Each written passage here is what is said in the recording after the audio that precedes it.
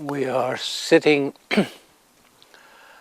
I am sitting on the edge of an amphitheater in the upper part of the sacred compound dedicated to Apollo in Delfos.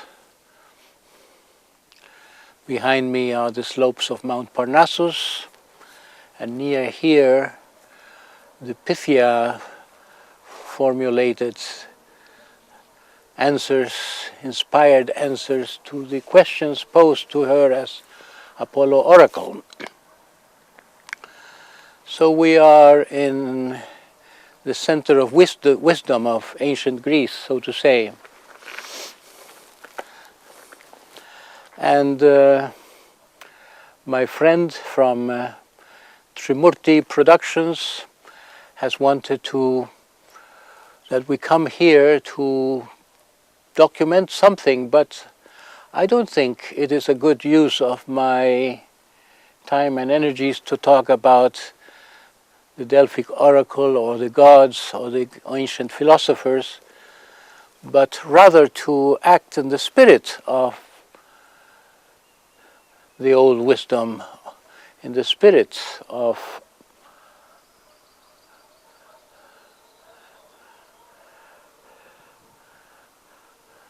that wisdom that the old Greeks sought, and the present world doesn't seek so much anymore. A wisdom that runs across the ages, but needs to be reinterpreted all the time, so it can penetrate the ever thicker veil of ignorance of the world. If I wanted to say something wise, I think the natural beginning is to talk about the suffering of the world, the mess we are in, the ever-increasing problem of the world, and the fact that since the dawn of civilization our problems have not been overcome. It's not true that human intelligence has made progress in the moral domain or in the domain of learning to live well together. We don't have a better society.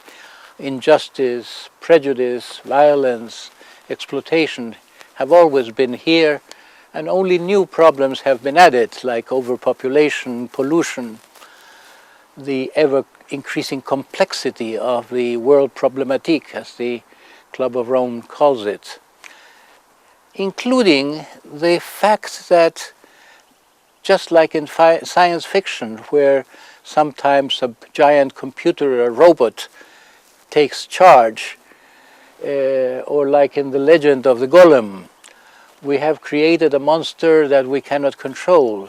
Technology and law and cybernetics have created an enormous machine that it is not clear that we control more than it controls us. So there is very limited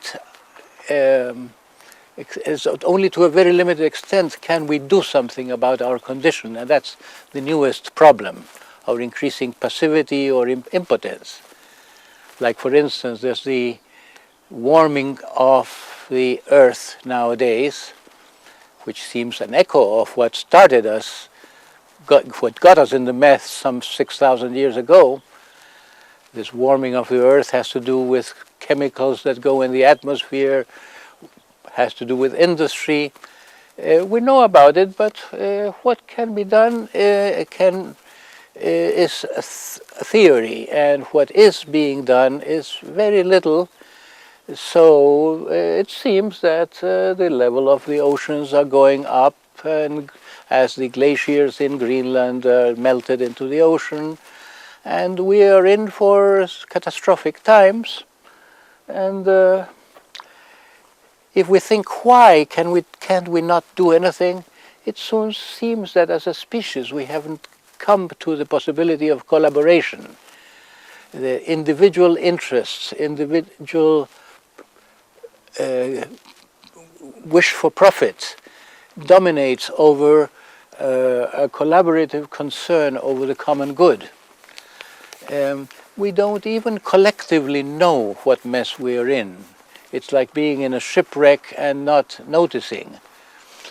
And because the system of communication, the how do you call it, the TV, the media, are so much directed to keeping us like the frogs in the cauldron that it is said can be heated gradually until the frogs are cooked without ever realizing they're being cooked, because the skin of the frogs is sensitive only to sharp increases of temperature, not to gradual increase. So everything seems to go on as ever. It can be glossed over. So we are in a big mess. What is the source of this big mess? Christianity called it sinfulness, the fall of man, a degraded condition of consciousness. Buddhism similarly speaks of the three roots: an excessive, an over-desiring, which is coupled with too much violence or anger, and coupled with ignorance and not understanding, not being connected to the spiritual essence of the mind. In psychology, in psychotherapy, we can just call it disease, mental, emotional disturbance. The Dalai Lama nowadays speaks of destructive emotions. Maslow says deficiency motivation, a state of craving as if to fill an emptiness that replaces abundance motivation, about motivation that's essentially loving. If we go deeper into why are we into this mess, my interpretation is that the mess is intrinsic to civilization, and civilization is patriarchal society, and patriarchy has been glossed over, has been always silenced. We don't realize we are in a patriarchal society and what it implies. The justice or the injustice of this subordination, or the taking away of making women not relevant to the political world or decision making on large scale is not considered. So what I say is that patriarchal society, which we have since we have civilization, entails patriarchal mind. And patriarchal mind is an imbalance between our three brains. We have an intellectual brain, the seat of wisdom, potentially. We have an emotional brain, which is the seat of love, potentially. And we have an instinctual brain, which is the seat of something like an organismic wisdom, the wisdom of the snake within us. And much has been said recently about these three brains, that one is the reptilian brain, the other the mammalian brain, the other the human brain. And I think it is very clear that we live in a culture, the civilization has imposed a culture which is over-rational, over-intellectual, and where love is always a secondary consideration, is always postponed in contrast to reason, which in turn serves greed and survival needs. And instinct has been demonized since the very beginning of civilization. Originally, religion before civilization was linked to the great appreciation of the animal world and the nature, and a sense of the holiness of animals. The gods were, the divine was contacted through animals in the earliest signs of religious life. And then it was the opposite. Animals were demonized. We demonized our own animal nature, which we started to use.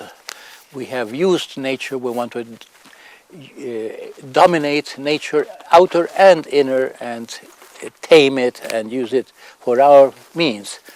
So I say that we have a dysfunctional family inside our brain where the father, the pater familias, internally dominates over the inner mother, the lovingness, and the inner child, which is the seat of spontaneity and nature and instinct. If this is true, I think it gives us a direction for healing, not only individual.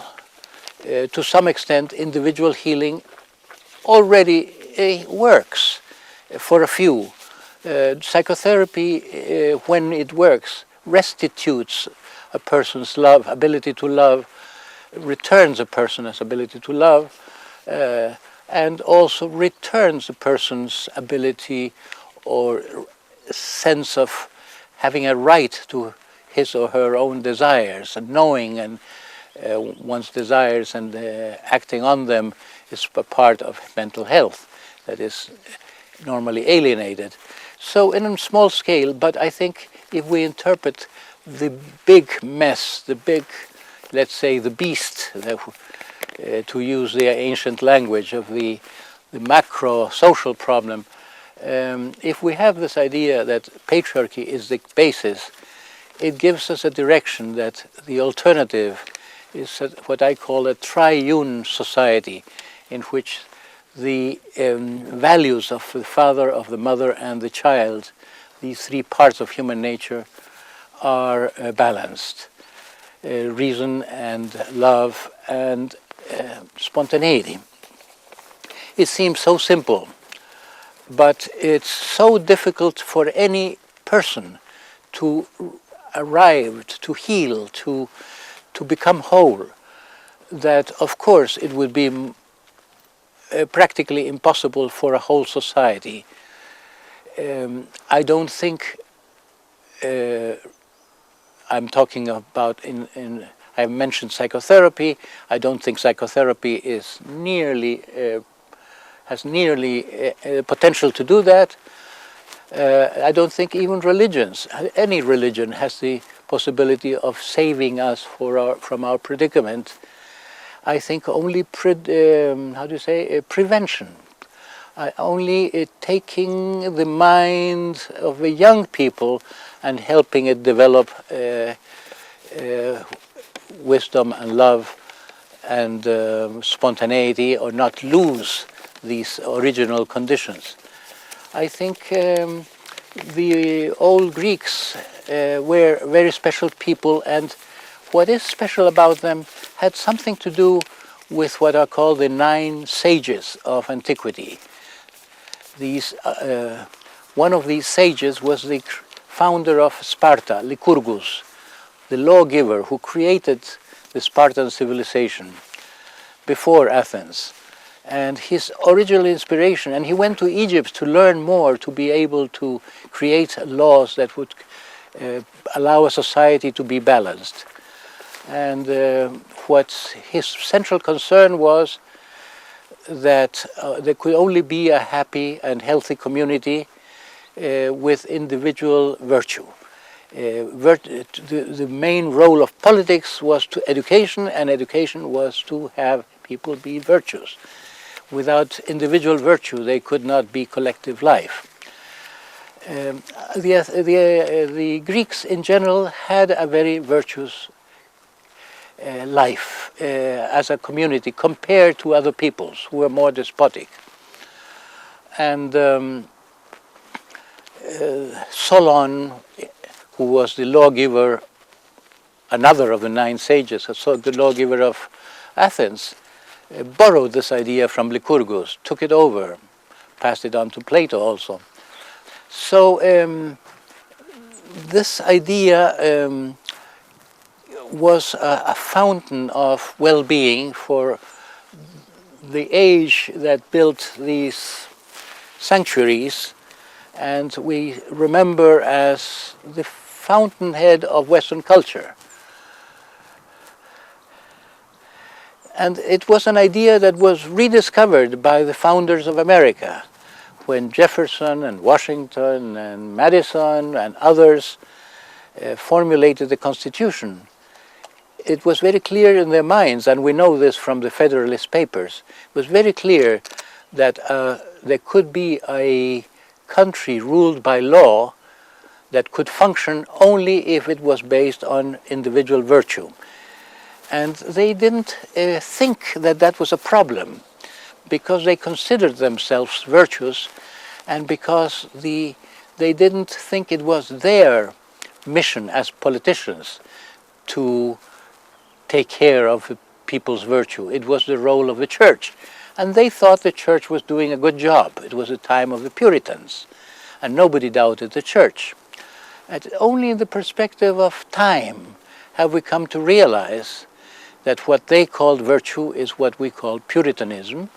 It was not so much, not only morality, but a morality very much contaminated with moralism. And self-righteousness. And in the perspective of time, it's very clear that without, as Alexis de Tocqueville observed, without breaking one law, they annihilated the American Indians and took all their lands and broke their cultures. They used the law righteously, and they thought it was in their completely lawful to have slaves because they were like objects or like animals. So the mind plays tricks on people, and now, thanks to that, we don't believe in virtue very much anymore. We don't believe in sermons, we don't believe in the church, we don't believe in religion anymore. The secular society in the world has developed a kind of allergy to that excess of preaching that already complicated things in the days of Moses, because the content of the Decalogue is wonderful, but nobody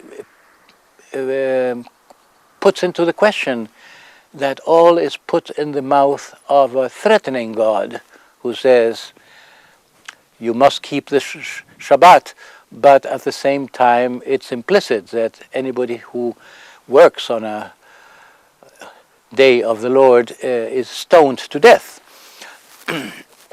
So we know from psychology that the difference between authoritarianism and authoritarian virtue and natural virtue, the natural virtue of an animal, for instance, or the natural virtue of a child. It's not called virtue because we're so used to the other one. But I think Lao Tse was completely right when he said, when the original harmony was lost, laws arose. Laws come into being when the original harmony is lost. So I think we need an education for virtue based not on authority, an education for virtue based on health, on the health of a mind which is not interfered by the contamination with all the mess, the sickness. And this is a health of the ability of people to love. We are loving animals intrinsically. Already the mammals before us have that ability, but man has the potential to love universally, to extend this to this ability to be as the other, or to see in another self.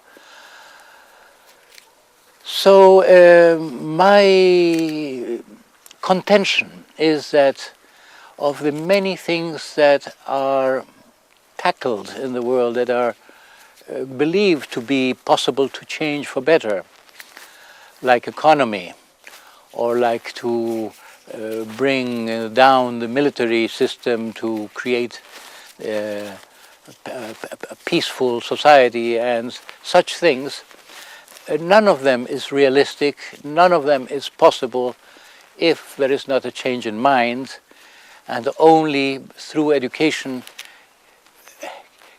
do we have the possibility of changing the mind of the world collectively,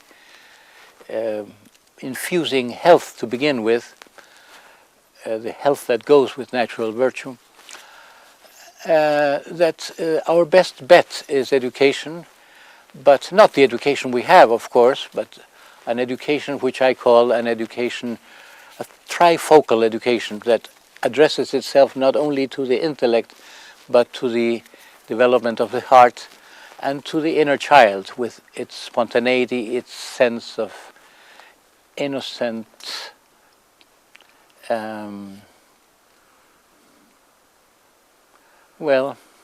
innocent pleasure, let me say, because I think we need the Dionysian spirit, as Nietzsche claimed. We need to recover the holiness of the inner animal as one part of our inner trinity, not as the whole thing, a counterpoint of our three functions. But the Dionysian is very necessary, the cultivation of freedom as making the education implicitly emancipatory, as some of the old educators have said, and not so old. Adorno has a book on that. So we need to transform education, but transforming any institution is difficult, and the transforming a big bureaucracy is very difficult because of the mass of a bureaucracy. Bureaucracies are inert, and I have had some experience already of seeing what happens when you try to bring to propose change to education. I was reading in a booklet on the plane in a business magazine about the NIH syndrome, meaning not invented here, and this was addressed to people in the management world.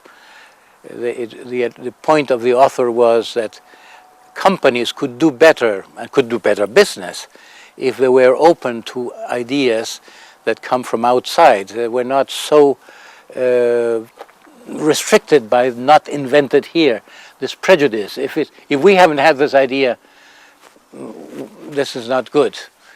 I think this is one of those details of why ministries of education don't easily accept wise advice, because they think they can do it all with their great talent and with their great wisdom.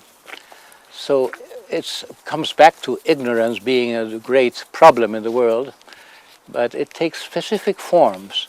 There is, for instance, in education the superstitious idea that education should not have a therapeutic function. It complicates things. And that comes from times when people didn't have too much of a openness in the culture, and parents didn't want too much intimacy in the world of education, where their bag of beans might be spilled and the things about their life might be opened up to the community through the openness of the children and so forth. It's in many parts of the world, spirituality is banned. The word love cannot be even mentioned in the language of bureaucracy, and I think this is part of the same allergy to sermons. It may be said the Christian civilization has failed as a civilization. It's a violent, competitive civilization. It has nothing to do with the Christian spirit of offering the other cheek. It has nothing to do with love, and so to simplify, love is taken out of the vocabulary. And to look better, well, if the rhetoric of love is in the air, this reflects badly on the reality of education that allows itself to focus on information solely and implicitly, fraudulently claim that is to educate. So to transform education, one needs to transcend certain prejudice. One needs to understand that it's not just because education is in crisis and because it cannot be sold to the young. It's for a much bigger reason that it's in crisis. It's because it doesn't serve the world, and it doesn't serve the vocation of the teachers. It doesn't give them an opportunity to do something useful. It's lost lives. So one needs to put across a whole vision, and eventually one needs political will to redefine education, and that is not as easy to conceive either. Those who handle power in the world don't seem to act from what we see, don't seem to act according to oracular wisdom or higher wisdom and by any standards, but by mostly it's like a consortium of private business interests. So we would need the powerful of the earth, the potentates of the earth, who can do perhaps more than the heads of state. We need those to have a change of mind and develop a will to be our saviors instead of being our plague, instead of doing the old thing, to try something new, try to do something really significant for their lives and for everybody. I'd like to I'm putting out this dream of changing education. I'm putting it out to the people in general so they can influence not only schools and teachers and the authorities in education, but those who are behind the scenes, whose political will has created a perverse education, who continues to want education to only serve development in an industrial or productive sense, but it's keeping education a partner of the military-industrial complex. This is a very fortunate term invented by Eisenhower. It's normally, obviously, it's the military, industrial, and financial complex that rules the world, but it's not noticed that education is their invisible partner. It's keeping people robotized, idiotized, not asking questions, and this choice of using education to be as we have ever been is the most destructive thing in the history of the world. We need, and the greatest potential is to educate people to be what we still don't know, to educating for evolution, personal evolution and social evolution. So that is the dream I'd like to put out to the powerful of the earth, but since they seem out of reach, I don't know who talks to them and who they listen to. I have been addressing myself to whoever I'm in contact with, knocking at every door, so to say, sometimes but through lectures, sometimes through documents like you are creating, sometimes going to the ministries or to talking to people involved in education, in the hope that the 100th monkey phenomenon works. There's a mass of understanding that can work its way upwards. So what we have going is delegitimized to such an extent that something new takes its place.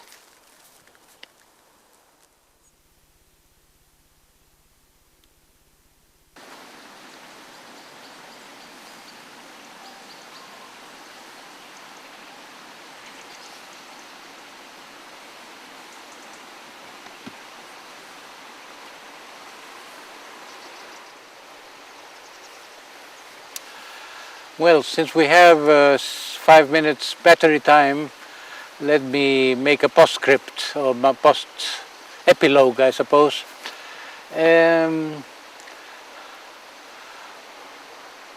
What is most needed by education happens to be exactly what this place stands for. self-knowledge. Know yourself was the inscription on the oracle of Apollo that gave Socrates impetus.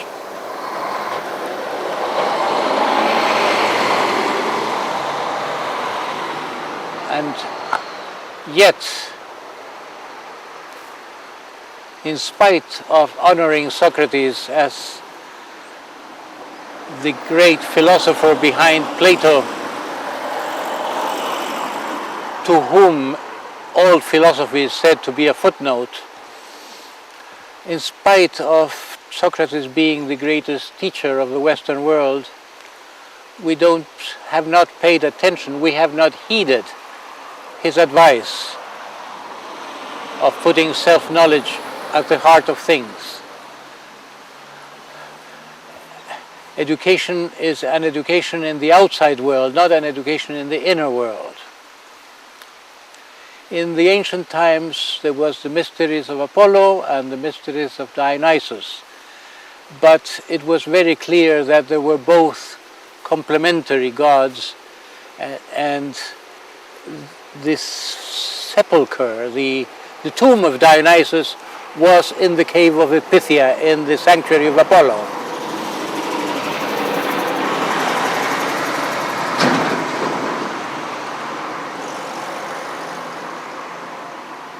Without Dionysus there is no poetry, says Homer. Dionysus, the ability to get out of the way, to dissolve into the oneness of reality, is symbolized by wine, and it's still present in Christianity, just as the idea of dying into God is present in the Christianity. But Christianity became so fossilized that there is nothing of a living spirit of surrender. I think surrender needs to be developed, educated like everything else, or at least preserved. If only self-knowledge and Dionysian element came into education, we would have much of the job done. Though the complete job was to bring self-knowledge, the Dionysian element, and love in a way that therapy has now would be able to do, but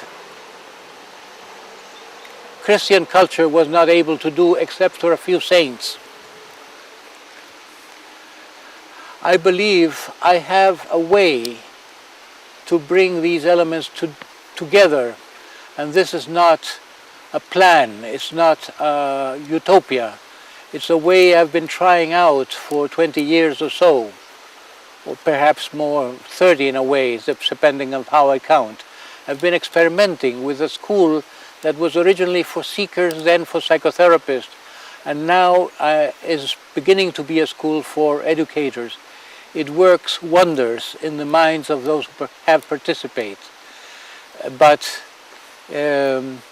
now it's a matter of letting it know that it works wonders, to have it evaluated not just by people close to me, but evaluated by the authorities of different places.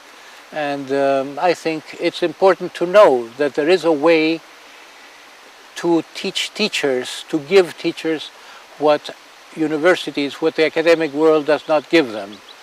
Because the the training of trainers, but that's not a good word, the teaching of teachers is the crucial thing.